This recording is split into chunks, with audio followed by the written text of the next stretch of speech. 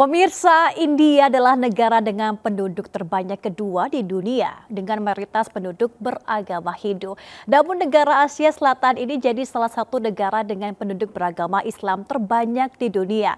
Dan untuk mengetahui seperti apa keseruan umat Muslim menjalani ibadah puasa di sana, kita akan membahasnya bersama diaspora yang tinggal di Gujarat, India. Ada Mbak Mega Mai. Kita akan tanya langsung ya dengan Mbak Mega Mai. Ini namanya sama ini ya, Mbak Mega ya. Saya akan panggilnya Mbak Mei kali ya, biar nggak bingung. Boleh. Oke, gimana kabarnya Mbak Mei? Alhamdulillah baik. Kak Mega gimana kabarnya? Indonesia gimana kabarnya? Indonesia ini sehat meskipun ini kita juga panas di sini. Ini cuacanya harusnya sudah musim hujan dan tentunya tadi sudah selesai ini ke kemarau, tapi masih ada panasnya, hujannya juga masih ada. Gimana musim di India sekarang? Wah, di India sekarang lagi masuk summer ya, Bunda, Ya. dan sekarang suhunya 39 derajat. Wow. Nanti puncaknya itu jam 4, jam 5 itu udah bisa 40, 41 derajat gitu. Wow, 41 derajat itu luar biasa. Bekasi kalah berarti ya, masih lebih panas di India. Mbak Mei, ini berbicara mengenai kehidupan Muslim di sana saat ini seperti apa di India? Di sini khususnya di Gujarat ya, karena aku tinggal di Gujarat, aku tahunnya di Gujarat. Jadi sebenarnya Muslim di India itu juga termasuk Muslim terbesar di dunia, masuk ke 3 golongan Muslim terbesar negaranya. Tapi memang di sini penduduknya juga banyak. Ada bahkan pertama terbesar di dunia sekarang, nggak sampai 15% Muslim di India, dan di Gujarat sendiri ini Muslim nggak sampai 10%. Jadi sebenarnya suasana Ramadan, suasana puasa tuh nggak terlalu berasa kalau kita tidak menciptakan sendiri gitu kan, apalagi orang-orang Indonesia gitu.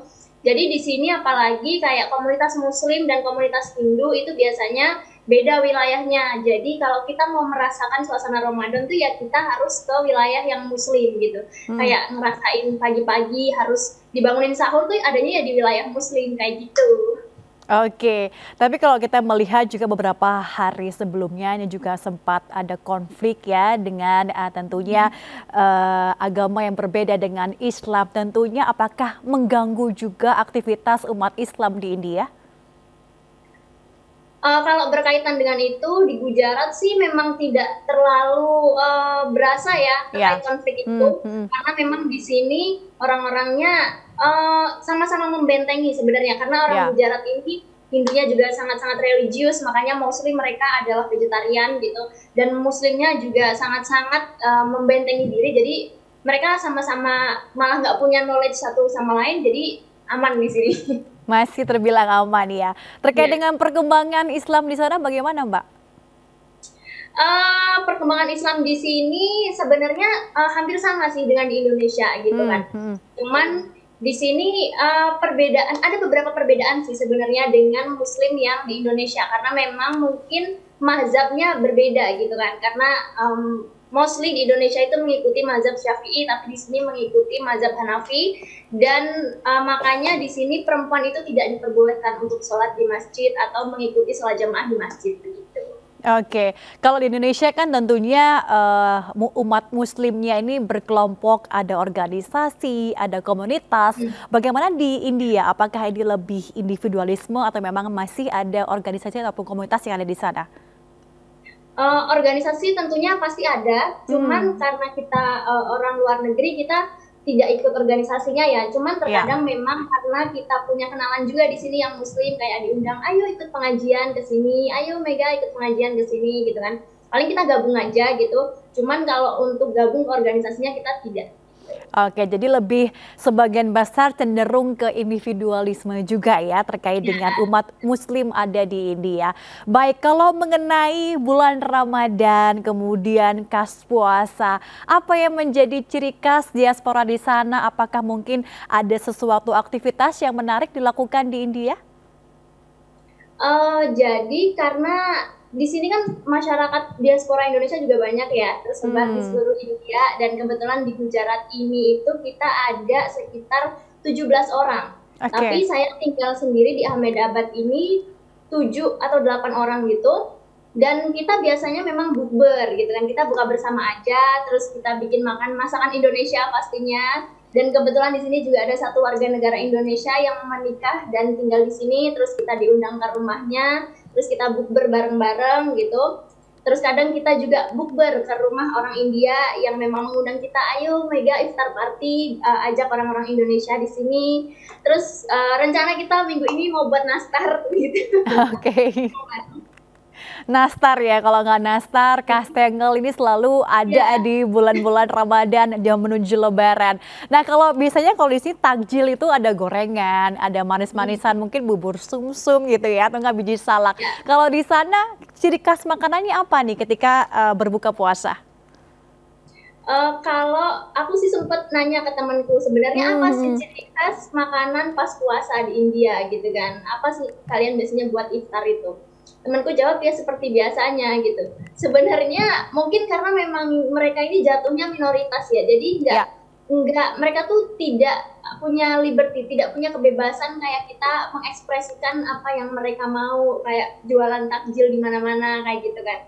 Jadi pas aku lihat sebenarnya makanannya tuh sama-sama aja gitu kan, seperti hari-hari pada umumnya, cuman memang dijualnya lebih banyak jenis. Nah yang biasanya yang sangat terkenal pas Ramadan seperti ini tuh namanya tuh, kalau minuman tuh faluda. Jadi faluda itu kayak semacam es cendol gitu, tapi kalau di Indonesia kan pakai cendol ya, kalau di sini tuh kayak pakai semacam bihun gitu. Asalnya sama sih dari tepung beras, cuman bentuknya lebih bening kayak bihun kayak gitu. Itu kalau minuman. Terus kalau makanan tuh yang terkenal ya bajia. Bajia itu gorengan, tapi itu bisa terbuat dari apapun, bisa dari daging, mostly dari daging di sini, bisa dari daging, dari kacang-kacangan, terus dari kentang juga gitu. Oke, tapi kalau berbicara mengenai makanan dan juga minuman di India, tentunya kalau kita berbicara di media sosial, ini banyak hal-hal negatif mengenai India di jalanannya, kemudian terkait dengan kebersihan di India seperti apa. Apakah benar itu terjadi, Mbak Mei, di sana? Nah, itu juga perlu diklarifikasi mungkin ya, karena selama ini berseliweran seperti itu gitu kan. Jadi mungkin memang ada seperti itu gitu kan, karena sudah jelas tersebar di sosial media, tapi pada kenyataannya tidak semuanya seperti itu gitu kan. Apalagi pas aku pertama kali datang ke India, ekspektasi aku juga sama, karena selama ini yang dijajakan oleh media sosial tuh seperti itu. Tapi pas aku sampai di Ahmedabad di Gujarat ini, semuanya sama seperti Jakarta, bahkan menurut aku gitu kan. Cara penyajiannya, orang-orang di sini juga menggunakan sarung tangan, terus pakai yang di kepala itu sama aja sebenarnya. Jadi nggak semuanya seperti itu.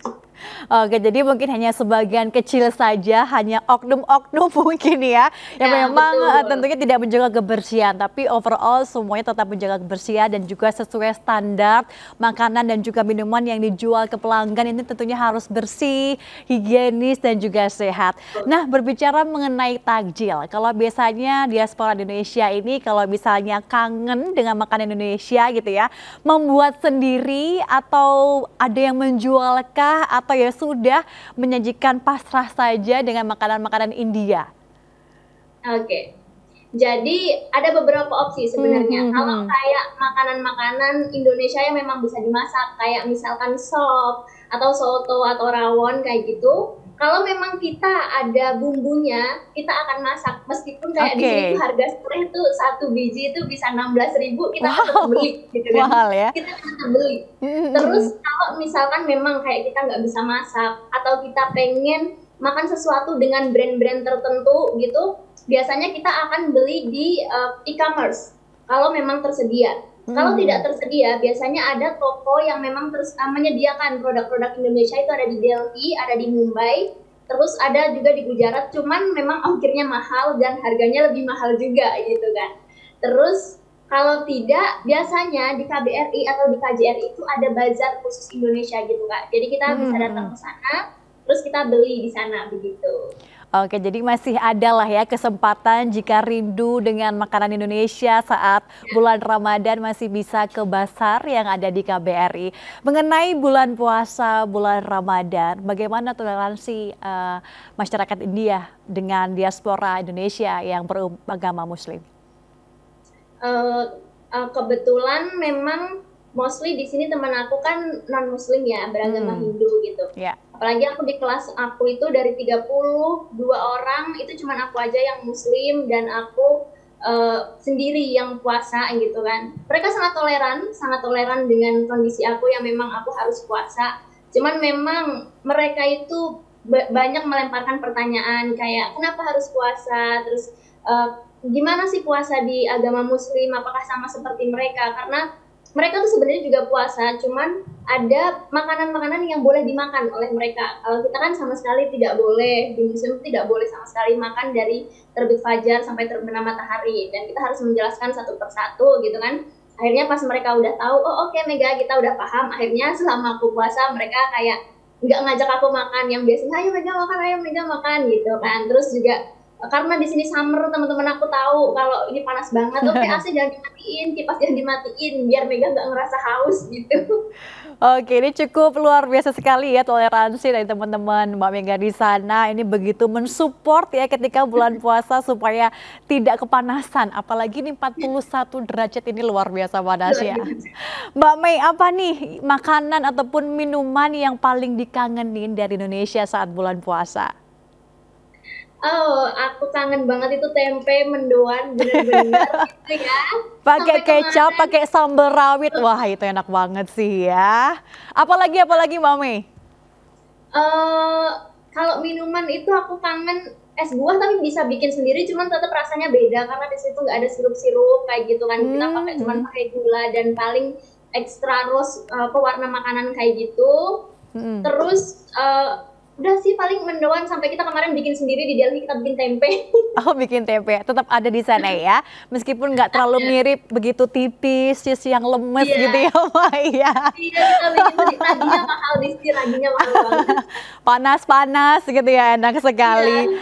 Oke, Mbak Mei, tentunya kalau di India begitu jauh seperti jaraknya ya dengan Indonesia. Apalagi juga saya kemarin sempat berkomunikasi dengan orang India juga.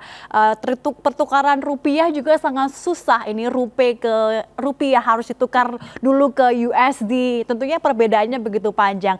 Tentunya Mbak Mei juga sangat rindu dengan suasana Indonesia. Nah, kira-kira suasana apa nih yang dikangenin ketika buka puasa? Kalau di sini kan namanya ngabuburit nih. Kalau Mbak Mei gimana ini?